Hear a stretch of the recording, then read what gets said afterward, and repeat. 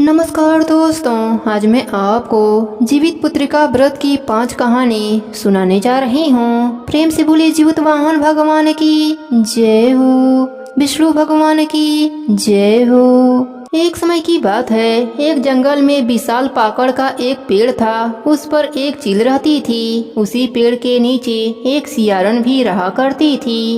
दोनों पक्की सहेलियां थीं। एक दिन चील और सियारन नदी पर पानी पीने गए। वहाँ पर 2 औरतों को जितिया व्रत के बारे में बात करते हुए सुना। उन्हें बहुत अच्छा लगा। वह दोनों भी व्रत करने का संकल्प ले लिया। लेकिन जिस दिन दोनों ने व्रत रखा था, उसी दिन शहर के एक बड़े व्यापारी की मृत्यु हो गई और उनके दाह संस्कार में सियारन को भूख लगने लगी। मुर्दा देखकर वह खुद को रोक ना सकी और उसका व्रत टूट गया। पर चील ने संयम रखा और नियम और श्रद्धा से अगले दिन व्रत का पालन किया। कुछ दिनों के बाद दोनों की मृत्यु हो गई। अगले जन्म में दोनों सहेलियों ने ब्राह्मण परिवार में पुत्री के रूप में जन्म लिया। उनके पिता का नाम भास्कर था। चील बड़ी बहन थी और सियारन छोटी बहन थी। चील का नाम सिलवटी था और सिलवटी की शादी बुधसेन के साथ हुई थी, जबकि सियारन का नाम कपूरावती रखा गया और उसकी शादी उस नगर के राजा मलाई के साथ हुई। भगवान जीवित वाहन के आशीर्वाद से सिलवटी के 7 पुत्र हुए। उधर कपूरावती के घर में भी पुत्र जन्म लेते, लेकिन जन्म लेते ही मर जाते थे। कुछ समय के बाद सिलवटी के 7 पुत्र बड़े हो गए और वे सभी राजा के दरबार में काम करने लगे। कपूरावती के मन में उन्हें देखकर ईर्ष्या की भावना आ गई। उसने राजा से कहकर 7 बेटों का सर कटवा दिया और 7 बेटों का सर एक थाली में सजाकर लाल कपड़े से ढकवा दिया और अपने दीदी के पास भिजवा दिया। यह देखकर भगवान जीवित वाहन ने मिट्टी से 7 भाइयों के सिर बनाए और सभी सिरों को उसके धड़ से जोड़कर उन पर अमृत का छींटा दिया। इससे उन 7 भाई में जान आ गई। सिलवटी अपने कटे पुत्रों के सर को देखकर जोर जोर से रोने लगी। कुछ समय के बाद उसके पुत्र माता माता कहते हुए उसके पास आ गए। सिलवटी अपने पुत्रों को जीवित देखकर भगवान जीवित वाहन का जयकारा लगाने लगी। जब इस बात की खबर रानी कपूरावती को हुई तो वह भागी भागी अपने बड़ी बहन सिलवटी के पास आई और अपने बहन से अपने किए की माफी मांगने लगी और पुत्र न होने का दुख भी बताया और कारण भी पूछा। तब सिलवटी ने उसको पिछले जन्म में जितिया व्रत को खंडित करने की सारी बात बताई और बताया कि मेरा व्रत अच्छे से पूरा हो गया था, जिससे भगवान जीवित वाहन की कृपा से मेरे इस जन्म में मेरे पुत्र मेरे साथ रहते हैं और तुम्हारा व्रत खंडित हो गया था। इस कारण से तुम्हारे पुत्र पैदा होते ही मर जाते हैं।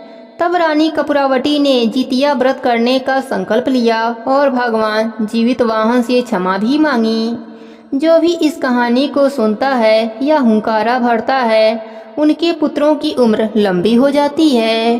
प्रेम से बोले जीवित वाहन भगवान की जय हो, विष्णु भगवान की जय हो। समय की बात है, किसी गांव में एक ब्राह्मण और ब्राह्मणी रहते थे।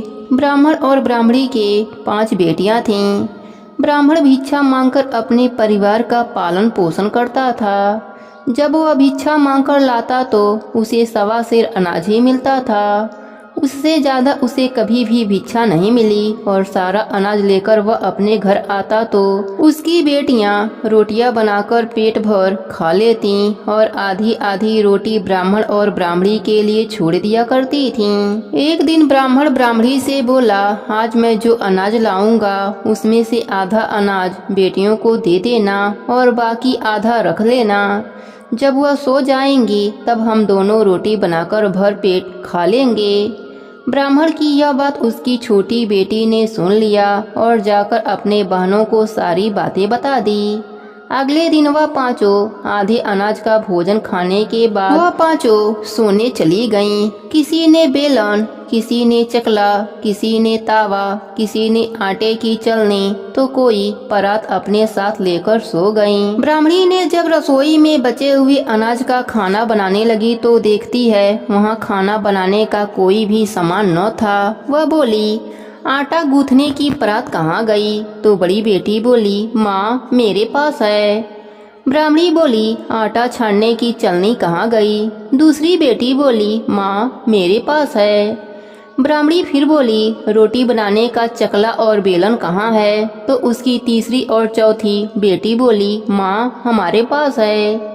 ब्राह्मणी बोली, अरे तवा कहाँ है? तो पांचवी बेटी बोली, माँ मेरे पास है। ऐसा कहकर वह पांचों बचे हुए अनाज की रोटी बनाकर भर पेट खाकर अपने माँ बाप को आधी आधी रोटी देकर सो गईं। अगले दिन ब्राह्मण ने अपने बेटियों से पूछा कि तुम किसके भाग्य का खाती हो? बड़ी तीनों बेटियां बोली, पिताजी हम आपके भाग्य का खाती हैं।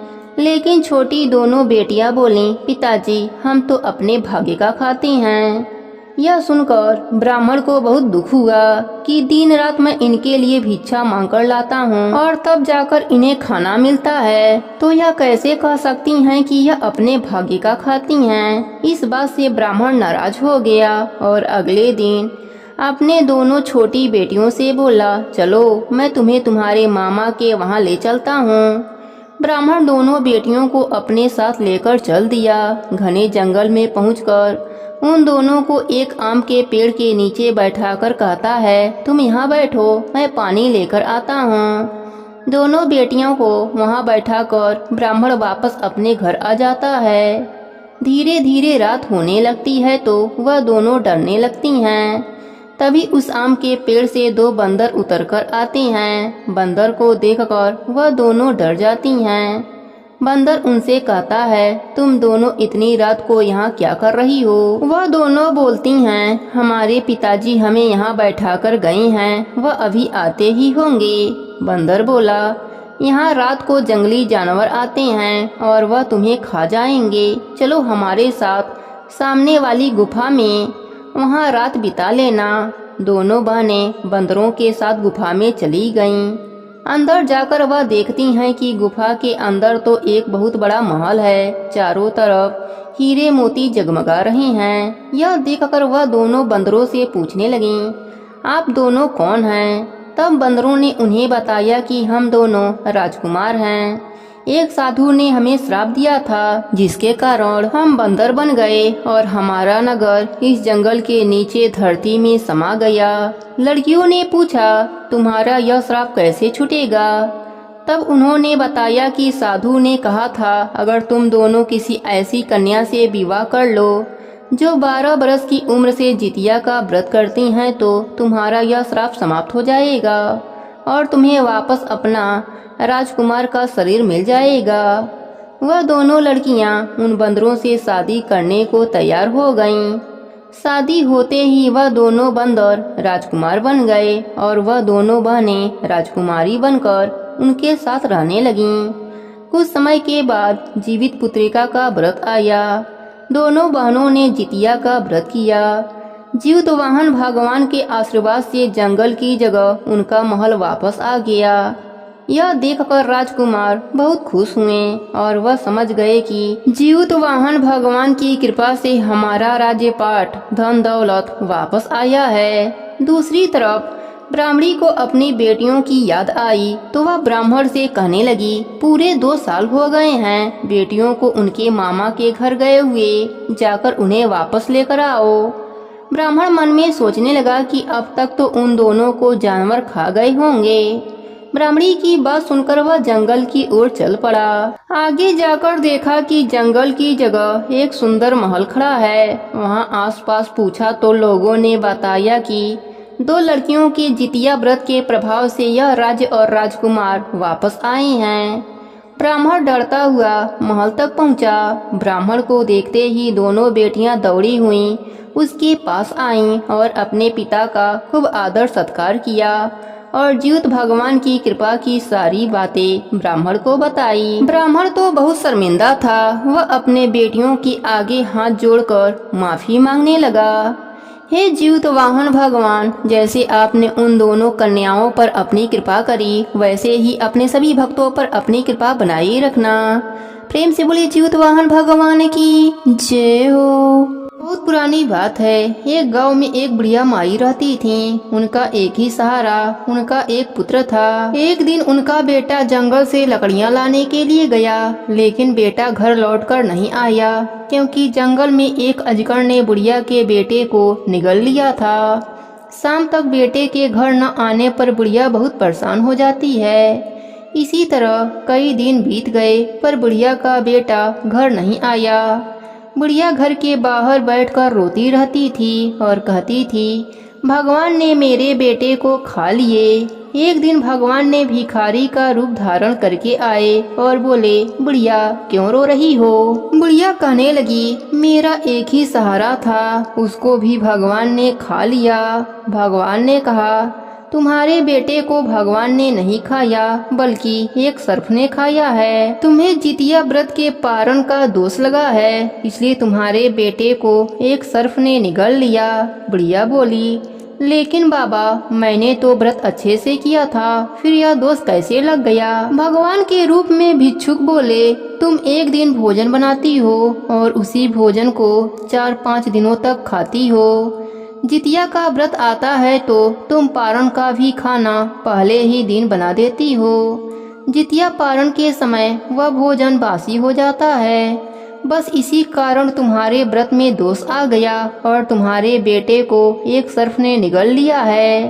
बुढ़िया माई मन ही मन भगवान से माफी मांगती है और हाथ जोड़कर उस भिक्षुक से पूछती है कि हे प्रभु, अब मैं क्या करूं? मेरा बेटा वापस कैसे आएगा? तब भिक्षुक ने बताया कि जब जितिया का व्रत आएगा तब तुम जितिया का व्रत पूरे नियम पूर्वक करना और पारण करते वक्त तुम गर्म चावल बनाना और उसका मार निकालना और गर्म ही गर्म उसे फूंक फूंक कर पी लेना। बस तुम्हारा बेटा अपने घर आ जाएगा। जितिया का व्रत आ गया। बुढ़िया ने नियम पूर्वक जितिया का व्रत किया और पारण के दिन जैसे उस भिक्षुक ने कहा था, ठीक वैसा ही गर्म गर्म चावल बनाती है और गरम गरम मार को निकालती है, फिर उसे फूंक फूंक कर पीने लगती है। जैसे जैसे बुढ़िया मार पी रही थी वैसे वैसे सर्प बेटा को बाहर निकाल रहा था। आखिरकार बेटा सर्प के पेट से बाहर निकल जाता है और अपने घर वापस आ जाता है। बेटा अपने सर से लकड़ियों का गट्ठर पटकते हुए बोलता है, माँ माँ। बुढ़िया घर के अंदर से भागती हुई अपने बेटे को गले से लगा लेती है और उसकी आंखें भी ठीक हो जाती है। तभी जिमुतवाहन भगवान प्रकट हो जाते हैं और कहते हैं कि जाओ तुम सभी से कह देना कि अपने पुत्र की सलामती के लिए जितिया पारण में ताजा भोजन करें। भगवान की कृपा से बुढ़िया का घर अन्न धन से भर जाता है। बुढ़िया चारों तरफ ढिढोरा पिटवा देती है कि जितिया पारण के दिन सभी लोग गर्म भोजन करना। तभी से सभी लोग जितिया व्रत के पारण में गर्म भोजन करने लगे। जितिया के पारण के दिन इस कथा को अवश्य ही सुनना चाहिए। इस कथा को कहने और सुनने से व्रत का पूरा फल मिलता है। प्रेम से बोले जिमुतवाहन भगवान की जय हो, जितिया माता की जय हो, भोलेनाथ की जय हो। बहुत पुरानी बात है। एक नगर में एक राजा रहते थे। वह राजा बहुत ही धर्मात्मा थे, दान पुण्य करते रहते थे, अपने प्रजा का ख्याल रखते थे, पर उनका कोई भी पुत्र न था। इस कारण वह चिंतित रहते थे। कुछ समय के बाद वह दूसरी शादी कर ली। उस दूसरी रानी से भी पुत्र की प्राप्ति नहीं हुई। एक दिन दरबार में एक साधु आए। उन्होंने उनसे उदासी का कारण पूछा। तब राजा ने बताया कि मेरे मरने के बाद इस राज्य का उत्तराधिकारी कौन होगा, इसी का चिंता है। मेरे तो दोनों पत्नियों से कोई भी संतान उत्पन्न नहीं हुई। तब साधु बाबा ने कहा, अगर आप अपने रानियों से जितिया का व्रत करवाएं तो जिमुतवाहन भगवान प्रसन्न होकर आपके दोनों रानियों को पुत्र अवश्य ही देंगे। फिर राजा ने अपने दोनों रानियों को बुलाकर जितिया के व्रत का पूरा नियम साधु बाबा से समझवा दिए। दोनों रानियों ने राजा के सामने तो व्रत करने का वचन दे दिया, परंतु छोटी रानी बहुत ही घमंडी प्रवृत्ति के होने के कारण उसने व्रत नहीं किया। बड़ी रानी ने नियम पूर्वक जितिया का व्रत किया। जिमुतवाहन भगवान प्रसन्न हो गए। 9 महीने बाद सुंदर तेजस्वी पुत्र बड़ी रानी को हुआ। अब पूरे राज्य में धूमधाम खुशियाँ मनाई गई। राजा ने खुश होकर पूरे राज्य में मिठाइयाँ बंटवाई, नाच गाने हुए। अब बड़ी रानी का जान मान ज्यादा होने लगा, जिससे छोटी रानी को जलन होने लगी। उसने सोचा अगर बड़ी रानी का पुत्र बड़ा हो जाएगा तो यह राज्य का उत्तराधिकारी बन जाएगा और मुझे यह मंजूर नहीं। छोटी रानी ने राजकुमार को बहला फुसला कर राज्य के बाहर नदी के पास ले गई। उस नदी में अनेक मगरमच्छ रहते थे। रानी ने सोचा इसी में इस राजकुमार को फेंक दूंगी तो मगरमच्छ इसे खा लेंगे और किसी को पता भी नहीं चलेगा कि राजकुमार कहाँ गया। फिर रानी ने राजकुमार को उठाकर उस नदी में फेंक दिया। जीवतवाहन भगवान ने मगरमच्छ का रूप धरकर आए और उस राजकुमार को निगल गए और उसे सही सलामत राजमहल में पहुंचा दिया। छोटी रानी खुशी खुशी महल में आई। तब तक देखा राजकुमार तो यहीं पर खेल रहा है। छोटी रानी भूत भूत कहकर चिल्लाने लगी, जिससे सारे लोग उसके पास एकत्रित हो गए। राजा ने पूछा, क्या हुआ छोटी रानी? छोटी रानी ने कहा, राजकुमार का भूत। राजा ने कहा, यह हमारे पुत्र हैं, यह कोई भूत नहीं। आप तो रोज इनको देखती हैं, फिर आज भूत भूत क्यों चिल्ला रही हैं? छोटी रानी डरने के वजह से अपना करतूत सब बता दिया। राजा ने सुना कि छोटी रानी मेरे राजकुमार को मारने के लिए नदी पर ले गई थी। राजा बहुत क्रोधित हो गए। छोटी रानी को राजमहल से निकल जाने का आदेश दे दिया। छोटी रानी बड़ी रानी के पैरों में गिरकर माफी मांगने लगी।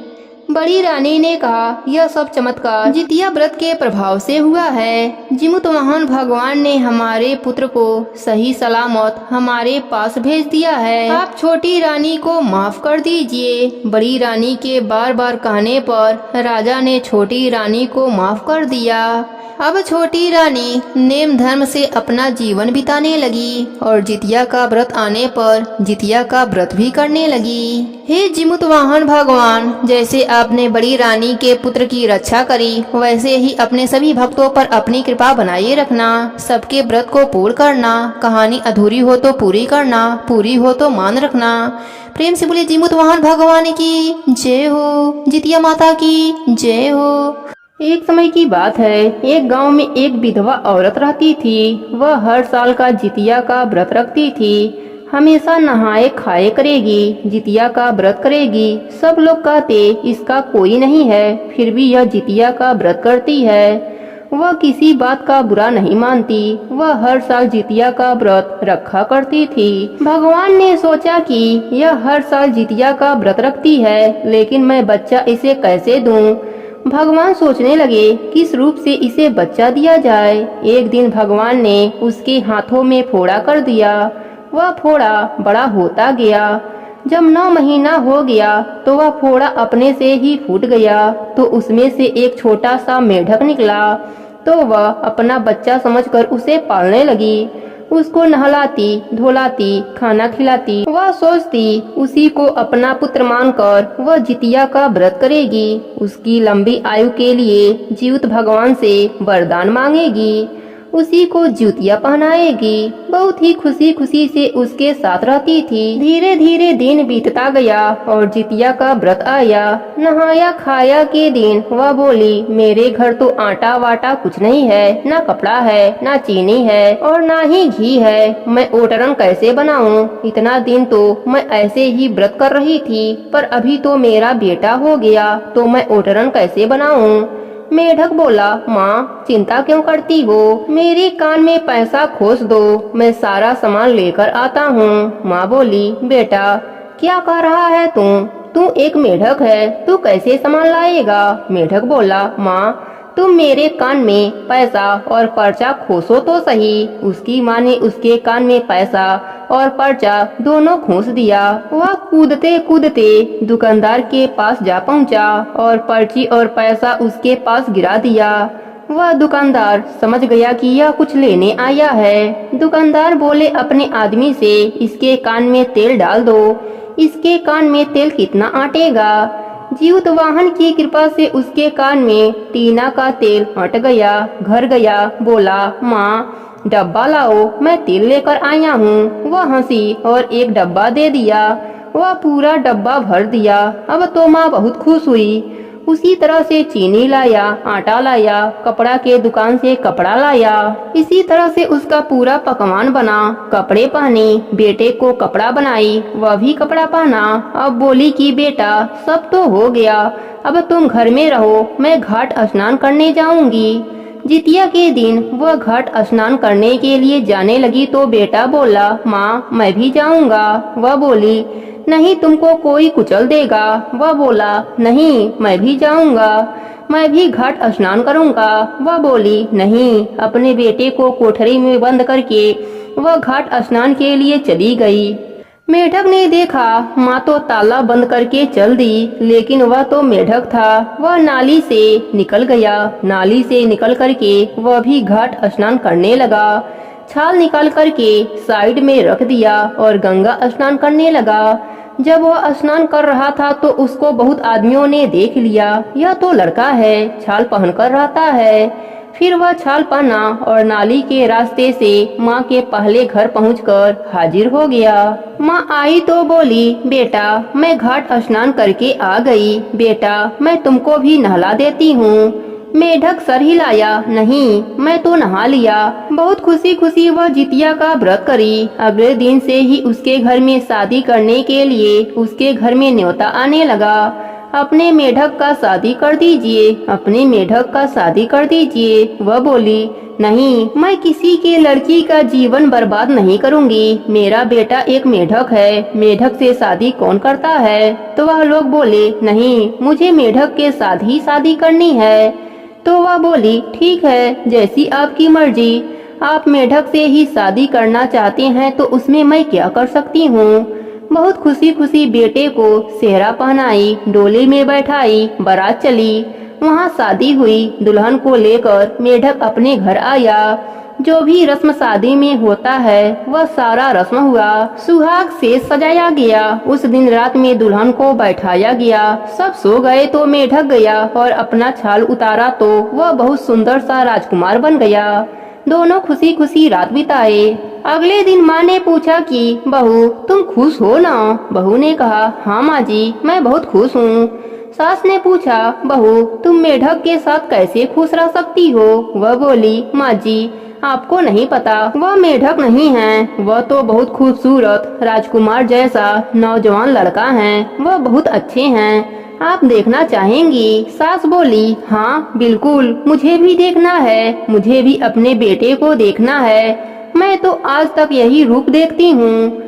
बहू ने कहा, ठीक है। अगले दिन जब मेढक छाल निकालकर सो गया तब बहू ने सास को लाकर अपने पति को दिखाया और बताया, देखिए माँ जी यही छाल पहन लेते हैं तो यह मेढक बन जाते हैं। माँ अपने बेटे को देखा, उसके आंखों में आंसू आ गए, वह बहुत खुश हुई। सास बोली, ठीक है बहू मुझे छाल दे दो। छाल लेकर वह चूल्हे की आग में डाल दिया और दरवाजे पर सारी रात खड़ी रही कि बेटा कब उठेगा, कब बाहर आएगा। जब सुबह हुआ, बाहर माँ खड़ी है, बेटा छाल खोज रहा है, छाल कहाँ गया, मेरा छाल कहाँ गया। तब दरवाजे से माँ आवाज लगाई, बेटा अब तो बाहर आ जाओ, आज मैं तुमको गले से लगाना चाहती हूँ। बेटा आकर माँ के पैरों में गिर गया, बोला, माँ मैं जीवित वाहन गोसाई हूँ, मुझे जीवित भगवान ने बोला था कि आपको छुप कर रहना है, नहीं तो माँ का शिकायत लोग करेंगे। सभी लोग माँ को बोलेंगे कि बच्चा कहाँ से लाई है, इसलिए मैं छुप कर रहता था। माँ बोली, कोई बात नहीं बेटा। बेटा को माँ ने गले से लगा लिया।